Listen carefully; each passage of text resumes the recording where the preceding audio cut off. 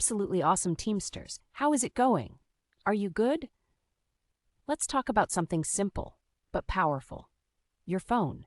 It's more than a device. It's a digital diary of your life. It's a mirror of your habits, your thoughts, your connections, your priorities. And just like your home, your car, or your workspace, it needs to be cleaned. But what happens when that diary becomes cluttered with old messages, dead-end contacts, and mindless distractions? That's where the phone cleanse comes in. Today, we're talking about the phone cleanse. This isn't just digital maintenance. It's a mindset reset. Because the more clutter you clear, the more energy you reclaim. Let's break it down. Your phone holds thousands of moments, messages from people you don't speak to anymore, pictures you forgot you took, apps you downloaded 2 years ago and never opened again. Every time you unlock your screen, you're stepping into that digital chaos. Tiny notifications, old conversations, trauma from the past. Delete the numbers that remind you of pain, not progress. Let go of contacts that no longer align with who you are becoming. You're not being rude, you're being real. Here's what you do not realize. That digital clutter triggers emotional clutter. It keeps you tied to people, problems, and patterns you've already outgrown. You might not see it, but you feel it. That low-grade anxiety. That distracted mind that can't stay focused for more than a few seconds. It's time to break that step one. Contact list detox. Go into your contacts. Scroll slowly. Ask yourself, do I still need this number?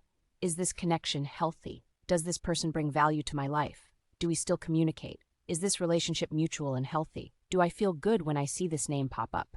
If the answer is no, delete. You're not being cruel. You're creating boundaries.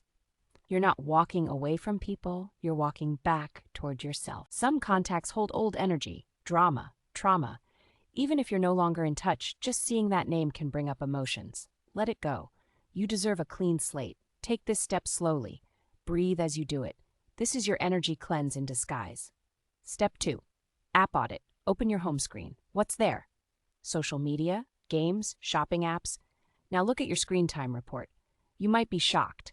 What apps are stealing your attention and giving nothing back? If it doesn't educate you, inspire you, or support your goals, cut it. You don't need a digital pacifier. You need digital peace. Create a home screen with only what matters. Move time-wasting apps off your front page. Or better yet, delete them completely. Keep only what supports your goals, your peace, your growth. Remember, every scroll is a choice. Choose wisely. Imagine this. What if your phone only showed you things that helped you grow? That's the goal.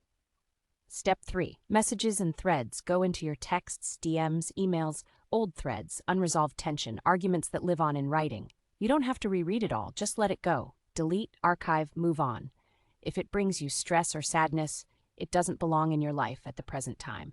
Some people keep toxic threads like trophies. Don't do that. You're not collecting pain. You're collecting peace and calmness.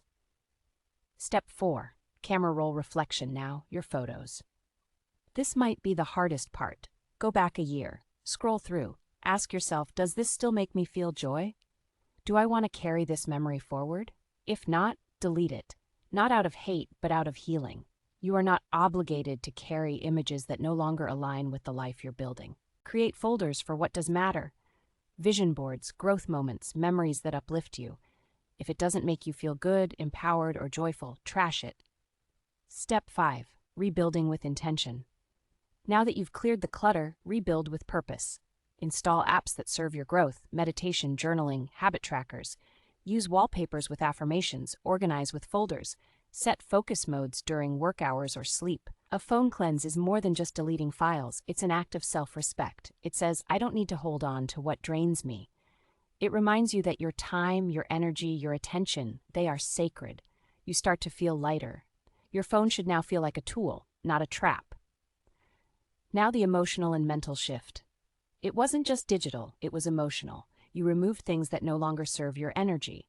You created space for clarity, for peace, for presence.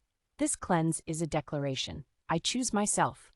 I choose clarity over chaos. I choose focus over noise. And the ripple effect is powerful. You'll notice more calm, more presence in your day. This is how you start showing up fully in your life again. So take this moment and reflect. Will a phone cleanse be beneficial for me? It's not just phone cleanse. You are clearing space in your life. You let go of past drama and trauma. You made space for growth. You created a digital environment that matches your real-world goals. Now, keep that momentum. Check in often. Clear what doesn't serve. Refill with what empowers. And if this message resonates with you, don't keep it to yourself.